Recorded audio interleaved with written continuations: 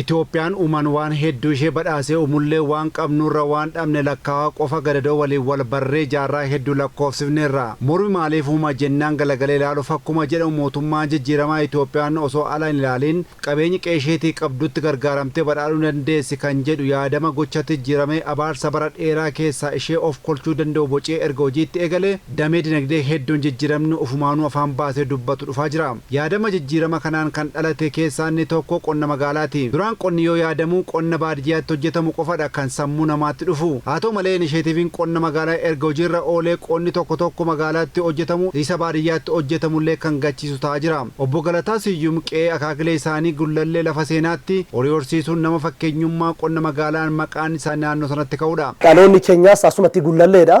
Jammara abbaan kiyyaas horii faranjoota kana inni horsiisu.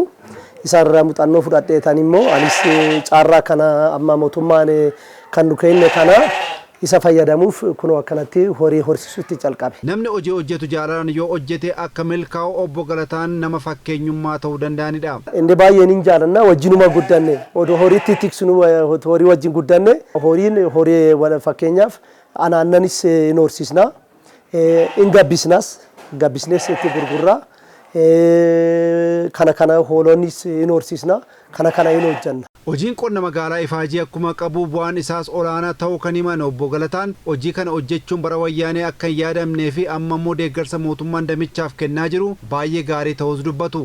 Bara wayyaanee sanii maaltu dhalatee seete odootti hojjannu nurratti danqara baay'eetti gaagama baay'eetti nu fidani.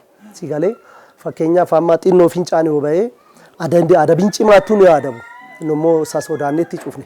Amma immoo mootummaa kana caarraa guddaa nu kenne caarraa kana nu laate kunoo akkasitti babal'isnetti hojjechaa jirra. Mootummaa baay'ee nu deeggareera. Kooriidariin limaatii kana baay'ee nu fayyadeera. Fakkeenyaaf amma marga achitti haamama. Anaamamuu sanii gatii salphaa finne kunoo horii keenya hin kennina. Gatiinis wacis baasii hin keenyaanis baay'ee kan nu godda'u miti. Na baay'ee kooriidarii keessattuu kunoo marga kana baay'ee nu fayyadeera. Hojii qonna magaalaan ofirra darbanii namootaa fi muuxannoo qooduun akkasumas carraa hojii uumuun gumaachaa kan jiran Obbo Galataan gara fuulduraattis karoora hiixataa akka qaban ibsu. Amma karaa fuulduraa nutti kan barbaadnu fakkeenyaaf azaabaa horii kana safarii kanarrattis gisee tokko foolis ba'uu danda'a.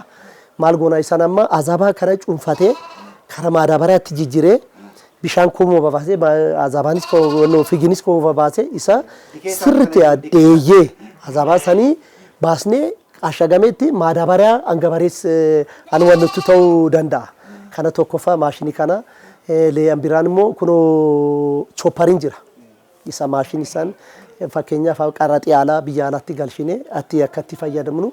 Odoo caarraa nu mijaanii itti gaarii. Qabeenyaan marfamee kan keessatti hojjennee jijjiiramnee qananiin jiraachuu dandeenyu uumaan nu badhaaseera. Jabaannee hojjennee iddoo yaannee ga'uun qooda keenya jedhanii turan kantiibaan magaalaa Finfinnee Aadde Adaanech Abeebee.